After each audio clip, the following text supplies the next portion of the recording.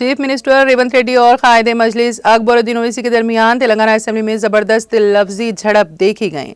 इस सूरत हाल का उस वक्त आगाज हुआ जब अकबरुद्दीन ओवैसी असेंबली में हुकूमत की जानिब से बरकी मसले पर पेश करदा व्हाइट पेपर पर मुनक़िदा मुबाहिस में हिस्सा ले रहे थे।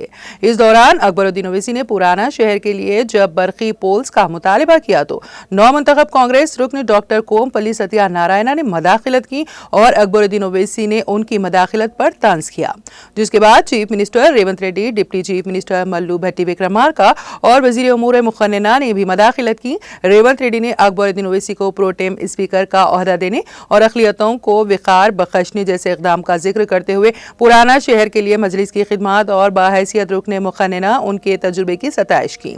ताहम उन्होंने मजलिस और बीआरएस के सियासी रिश्ते को लेकर भी सख्त तनकीद की।